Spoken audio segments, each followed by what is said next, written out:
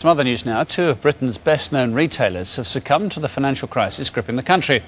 Woolworths, a high street institution, has confirmed that its retail arm is to file for administration. The move comes after talks aimed at finding a buyer for its 815 UK stores failed. And 1,000 jobs are under threat after furniture chain MFI said that it too had called in the administrators. Well, with me in the studio tonight is the brand expert Jonathan Gabay. Jonathan, are there similarities into why these two companies are in such difficulties? OK, well, obviously there's the actual general recession itself, but there the similarities stop. If I may start with Woolworths. With Woolworths, actually, that was supposed to be the people's store, and it was always set up as being the people's store. And it's actually incredibly sad that this should happen right now in Christmas. Let me tell you why. Because from a branding point of view, Woolworths was the wonder of Christmas, as they used to say. And it's a very bitter irony that this should happen at this point. So what went wrong? I think that what went wrong here is that it lost direction. It kept on saying that from a branding point of view, what we're about is about nostalgia. It's about a brand that's been there for a long, long time.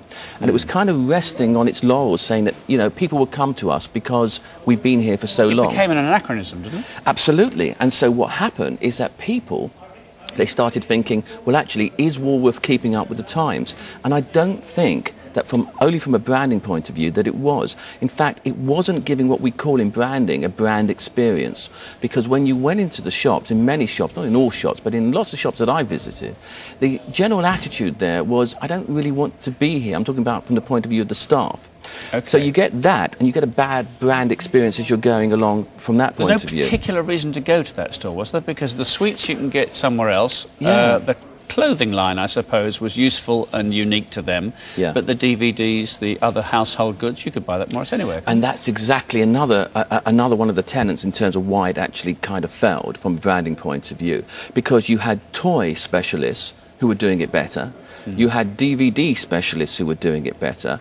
And in terms of the famous pick and mix, I'm afraid I went in there and I was pick and mixed up, because I didn't actually understand what this brand meant anymore. And I think that that was the problem with a lot of people. They didn't understand what it meant to go to Woolworths. And for an MFI, which is a brand that's quite well known, been around for quite a while, did they just get IKEA'd off the high street? I think that in their case, it was a completely different story, because what happened over there is because of the housing market problems. People, quite frankly, are not needing to build kitchens and so on and so forth as they used to.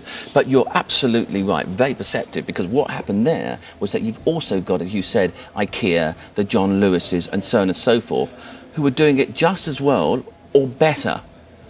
The other thing that there was on MFI a couple of years ago, which was, I think, which contributed to this, was that they had serious problems with their computer system. And so people were actually getting two kitchens at the same time, or not enough kitchens at the same time. So it was all... They still had a business model, if I'm not mistaken, that you went in there, saw something you liked, and it came weeks later. Whereas, Can you make that months later? Oh, all right, OK. Some other retailers, or of course the online service providers, will get you the stuff today or tomorrow, won't they? Absolutely right. So what happened is that whereas you would expect service, that it would happen now, and indeed you would get the right kitchen and stuff like that, it wasn't happening. It was down to so many things. And of course, apart from that, apart from the branding point of view, you've also got the problem with the rent, but that's a different sort of thing altogether. OK, Jonathan, good to see you tonight. Thank you for being our guest.